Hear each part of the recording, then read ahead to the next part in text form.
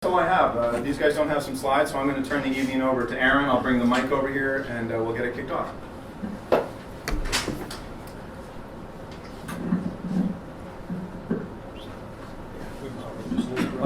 That's what we'll use the hand mic as well. All right, thanks very much, Don. Appreciate having me here. I think I'm very engaged and excited to be starting this track. I enjoy doing this kind of stuff. Haven't been on stage in about a year and feel a little withdrawal here. So, the purpose tonight, and anything that I like to engage in these kinds of sessions, is very much applied science. So we want to engage with you folks, figure out what your business challenges are, and try to solve them in real time. We've got something of a script to guide us through tonight, so we'll do some talking about topics we think are relevant to try to guide you through, but I am expecting input from the audience, and I will pick on people. Let me start off by asking a few questions. Before that, I should make some introductions around the panel. I think all of our profiles are in the brochure tonight, so you get a sense here. But we come in twos tonight.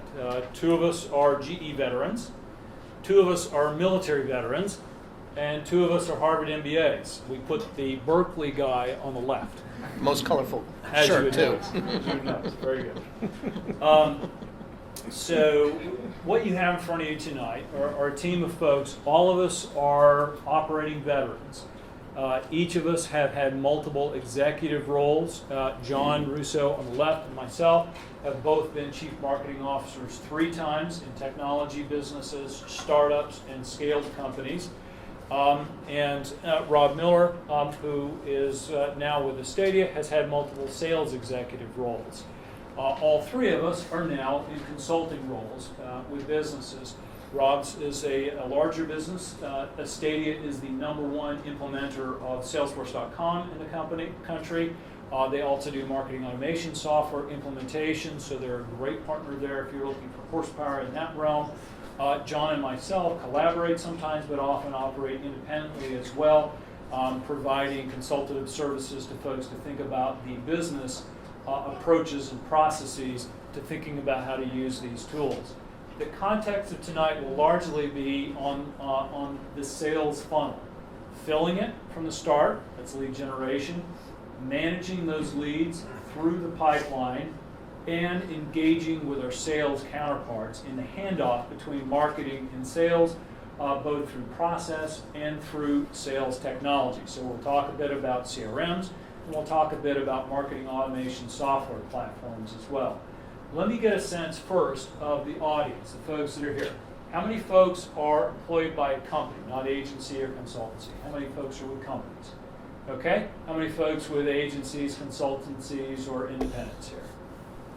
Don't be afraid, don't be ashamed. We're going to try to make the night good for you too. Good. How many people are interested primarily in lead generation? Doesn't even have to be primarily, just are interested in lead generation. How many on managing the sales funnel itself? How many people think about sales funnels specifically? How many know what your sales funnel looks like, the shape of it? Okay, that's not bad. I think a lot of folks don't even really embrace the concept of that actual chart option.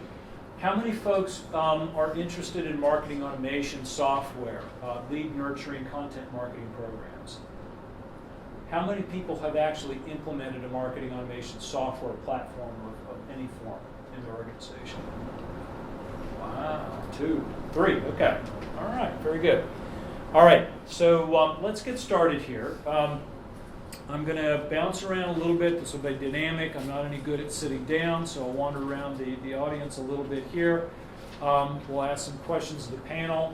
Please interject at any point, raise a hand, ask questions. Let's get this involved and dynamic. And as we go through the context of these questions, please think about the business problems that you are trying to solve. If you're an agency or a consultant, let's hear about the problems you're trying to solve for your clients. You may help educate us as well in the process. Give us some case studies and we'll tackle it and see what we can do to help come up with some ideas. I think that's the most optimal educational process often for these events in this context. Much more dynamic than just having some talking heads in front of us. All right, so let me throw a question out here to get us started. I'm going to pick on John to begin with. John, what is the single best lead source there is? Well, first of all, Aaron, thanks for inviting me. And, I'm not on. Put it down. That's not Okay. a wired mic, that's just a recorder. Oh, I'm sorry. Put that I thought you said that was. So we just leave that alone, huh? Leave that alone. leave Got that it. Put that mic on the table. Got it. I'm the Berkeley guy. That's why I picked it up. First of all, thanks, Don and Aaron, for including me in on this. Really exciting to come out. But to answer your question, Aaron, in my experience, oftentimes executives, particularly on the sales side, seem to think there's a silver bullet mentality of, oh, if we just do this, we're going to get all these leads. When in fact, if you elevate the question, the single most thing to really get leads flowing is more of a mindset around content, process, and data. If you have that mindset and can really dig into each of those areas, your leads and lead conversions become a lot more simple. So it's almost elevating up a notch from a tactic, and that's a challenge because you've got to get others to think that way beyond just the tactic of the webinar, the magic event, the magic virtual event, the magic SEO. There is no magic bullet. If there was a magic bullet, we wouldn't be here. But in combination with those other things that I mentioned, that's when I think you have a real great chance at success. Got it. Okay, I'm going to start picking on people. Doug Bennett, what's been the most effective for you? For those who don't know him, Doug is a marketing manager with a software startup here in the city. Okay, most effective in what? Most effective lead generation method. It has actually been feeding sales with a list of contacts and picking up the phone and calling. List building and cold calling. Fun. Fun. Sales must It love has you. been the most effective. Most effective. Got it. My name's Andy Rich. I'm in love with LinkedIn. It's the greatest thing that's ever happened to salespeople in 25 years. So you're using it as a prospecting tool, or are you actually advertising on it and No, getting no. leads generated out of it? Absolutely connecting with people, the right people, who are connected with other people, Yep. as a way of learning about their companies, their position, their background, and then connecting on any level that is comparable to what you know or where you've been or what you've done. So it's effectively a very warm call to go about Yep. it correctly. So are you using that in a systemic fashion? It's something that's deployed throughout the organization, or it's simply a good individual tool and you teach each person how to use LinkedIn to their best advantage and go at it, folks? The latter. Okay. It's a manual stream into Microsoft Dynamics CRM. Got it. So, effectively, we're qualifying it. But I think the benefit of doing it manually, if there is one, is that you can qualify each one. You don't just have an unknown database that you have. When you already have an unknown database in LinkedIn, once you connect with them and meet with them and understand them, then they qualify themselves into your other database. And Yep. I don't think there's an automation tool that can do that as well as an individual can. Nothing can, but can you always afford to have an individual do that is a good question. It all depends on the business model. So my own personal experience has been absolutely that it depends. One of my former clients incredibly effectively leverages pay-per-click, natural search, internet yellow pages, affiliate marketing sources, etc. Another one of my clients, every single one of those sources would be completely irrelevant. The only way that for them the business worked was to use to generate leads for the sales team. This is not sales always does prospecting themselves, right? But generating leads for the sales team. The only way that it worked effectively there was to build lists to some manual extent and place cold calls. We used a tool that was a business in the building materials industry. They used a tool which actually Rob here is very familiar with out of McGraw-Hill to do prospecting. Not for people. If we think about leads, what is a lead? Most of the time we think about a lead as a person, but in some businesses that model doesn't work. Sometimes a lead needs to be a company, and you need to generate the right companies and then go figure out who the people are to talk to. Sometimes it's an opportunity. In the building materials world, we sell to solutions to buildings. So you got to figure out where a building is being put up. That's always public. And then through the building, then you find the people. So if you start with the building and search your way into the people. So there's multiple methods out there. Prospecting tools are great. Have you used any of the ones that are automated? The Jigsaw platform, OneSource iSell, Dun & Bradstreet, any of those tools that are integrated? Have you used any of those or thought about experimenting with those? I see a couple of heads nodding back there. Yes. Doug? Zoom, got it, sure. Net prospects, folks like that. Rob, what about you? What's your experience with lead generation and then, more into your realm, lead management? You've been on the sales side, so you've been receiving some of this stuff, which sometimes is garbage. Yeah, so I think John said it best. It comes from multiple areas, right? Leads come from the traditional, and they're now beginning to come from social media. And so LinkedIn is a great source, right? That requires some manual effort, of course, to piece together. But there's also transactions and conversations, rather, taking place out on Facebook that may influence what your product vision is when you take a look at product management and how products should be geared towards customers. But also, it's a great source of leads.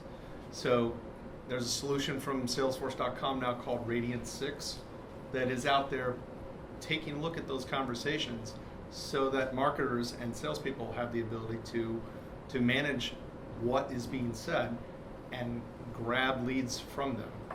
So in terms of what happens when they're brought into the system, there's still a whole spectrum of different ways that leads come in. What happens with that transition to sales? Lead scoring, being able to understand which leads are actually the ones to pursue, the context in which they were gathered, the conversations that have already taken place with, say, a marketing person or an inside salesperson, and bringing those into the right context into a CRM system so that there's a seamless way to track all of that. Yeah. How many people here who are managing sales pipelines use a CRM system? How many people do not? Okay.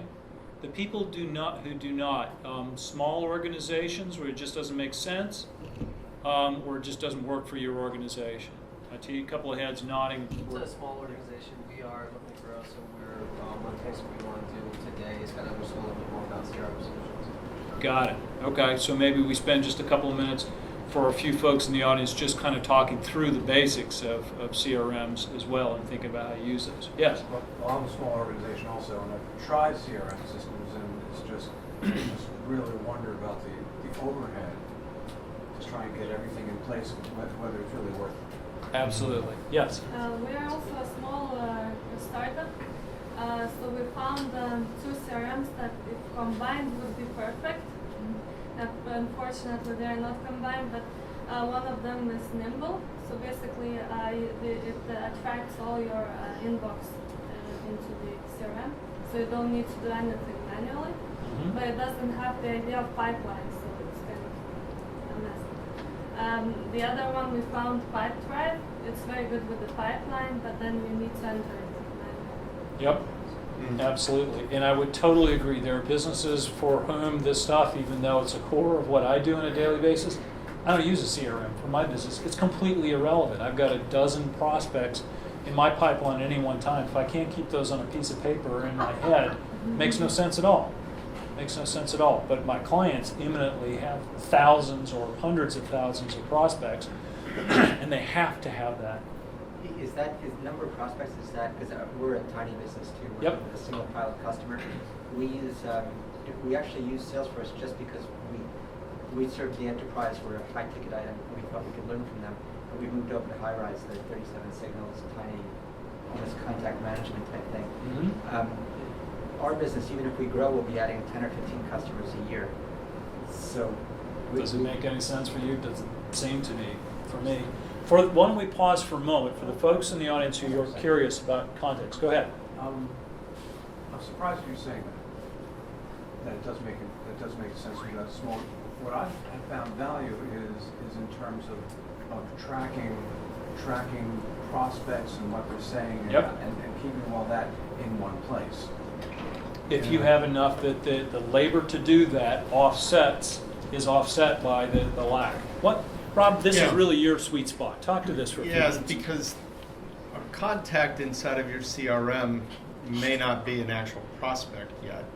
So there's now automated tools that will say, okay, what's that person's Facebook, LinkedIn, right? What are they saying out there, and pulling that right into your CRM, so that from that you can build alerts or even workflows that would notify a salesperson when something is maybe something could be an interesting time to interact.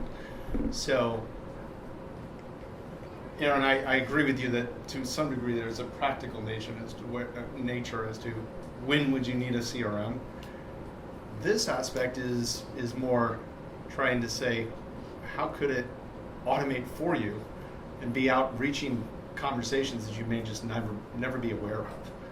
And that's where Aaron mentioned before, Jigsaw is a crowdsourced contact list that's brought into Salesforce.com in particular.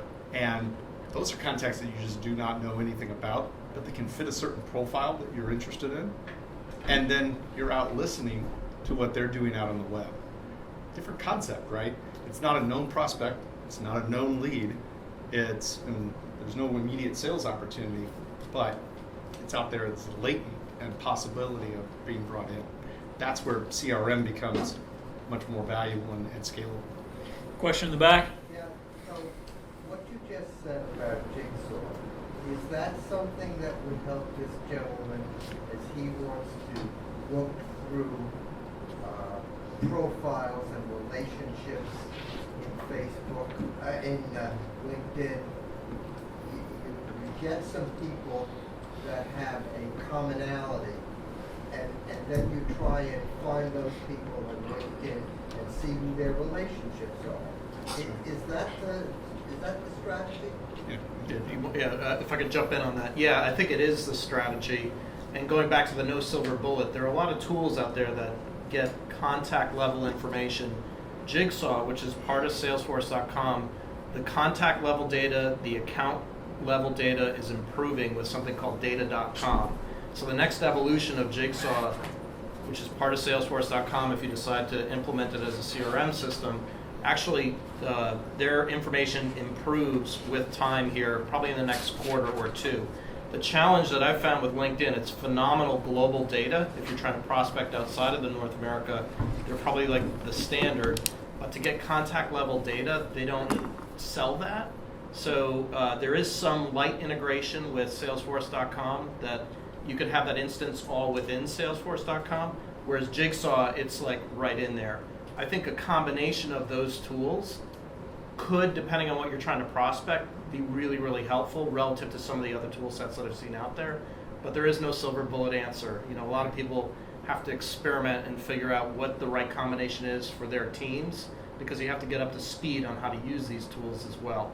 So there's a lot of variables, but those two tools are, at least in my experiences, really, really robust and improving with time. I find the two myself, from my experience, is very complementary as well, because you may not be able to find the names of the people that you need to get to within an organization through LinkedIn, because you get blocked in some way, and you can search in Jigsaw and find those. You probably have to buy the contact to get it, but then you can take the name over to LinkedIn and really look through their profile, because once you have a name and you put it in LinkedIn, then you get all the information. Most people in business are in LinkedIn these days. It is a very, very valuable information source for prospecting. So it's cross-correlation, and you know what John said as well is, you know, the technology platform is very dependent upon your needs. There is no one right CRM solution. There is no one right marketing automation solution. You know, Rob won't like to hear me say it, although I love Salesforce.com. There's sometimes that I recommend to a client, they think about Sugar, or they think about Zoho, something very light duty. Or maybe they need something even different. I'm not a huge fan of, to be parochial about, with Microsoft Dynamics. and its capabilities there compared to some of the others, but there's some instances where it makes more sense because it can integrate with your platforms. If you're on Great Plains for your ERP or something like that, it needs to have serious consideration, and the shortcomings a platform like that might have with respect to something with real horsepower like Salesforce, maybe you choose that. I'm going through a process with one of my clients right now, helping them make the decision whether they stay with Dynamics, which is deeply disappointing them in some fashion, but they're an all Microsoft house, and getting away from that integration of Great Plains and SQL database is a real consideration. Got to make the right choice there. I think we had a question over there. I'm just curious about your feelings about the dynamic CRM and what are your likes and dislikes? So, maybe to put it in context, again, think about it in the right solution, and I need to understand context from how you would want to use it. Again, that integration. From my experience using it, and Rob competes against that platform routinely, so he can speak to that in a fairly objective fashion, the limitations with the horsepower. So let's quickly think of one of the places that the iPhone is really strong with respect to the BlackBerry, the App Store. Where did the App Store get its name? Anybody know that? They bought it from Salesforce.com. Salesforce.com gave them the name and changed the name of the App Store to App Exchange. They were the first to have that idea. The App Exchange on Salesforce.com is very deep and rich. There are thousands of plugins in there. Anybody use SurveyMonkey for surveys or anything like that? Salesforce.com has one for free, Timba surveys. It's in there. You just choose to implement it and plug it in. It's very deep and rich. The reporting structure is really powerful. Love it. But if you got to integrate it to another platform, sometimes that can be a real bear. I had a very painful experience integrating Salesforce with an ERP. Rob, let me give you the podium here to talk about it for a minute. Is the question really about Microsoft and their stack versus Salesforce? Is that the essence of your question? I was just curious about his feelings about Dynamics in comparison to all of the other CRM options, Salesforce being one of them. Right. I'm a new user in Dynamic, and I've used other CRMs before, Salesforce being one of them, right. Pivotal, Goldmine, many. Yeah. And I'm already developing my opinions about Dynamics, and I'd like to know what other people are thinking. Mm-hmm. You obviously had a negative slant on it. I want to know why. I want to know Sure. if we're on the same page. I think, and Aaron already kind of hinted at it, the App Exchange talks to Salesforce's focus on it being a platform now for application development. It's no longer just a CRM solution. And so what that means, especially for this conversation here, is every marketing process or lead qualification process is unique to a customer. That can now be designed into Salesforce.com using what they call their Visual Process Manager module, and that is that CRM. That feels like something different, more like true application development. And as people have been using the platform, that's where the App Exchange becomes so valuable. You can find ideas out there and just snap them right in to the platform, and away you go, and you customize from there. That's a lot different than what Dynamics and Microsoft can offer, at least today. I'm sure they're going to be thinking about it longer term and getting there over time. But as John said, this whole data.com component to it, that's just a whole nother realm that enhances the way that the lead generation and sales process can be enhanced. And again, it's just because it's a platform now available for use. The core question I think to ask is do discovery. Scope your requirements carefully. Right. If you have experience implementing CRMs, you can do that internally. If not, it may be helpful to find a third-party independent that can look at them in abstractions and help you extract what business processes you need automated and what systems integrations that you need to have in place. Think about it in that structured fashion. You know, even though I have an opinion about favorites, I may not for a client recommend that they leave Dynamics, because Dynamics may be a better solution for them from that perspective. You maintain objectivity and think through it carefully.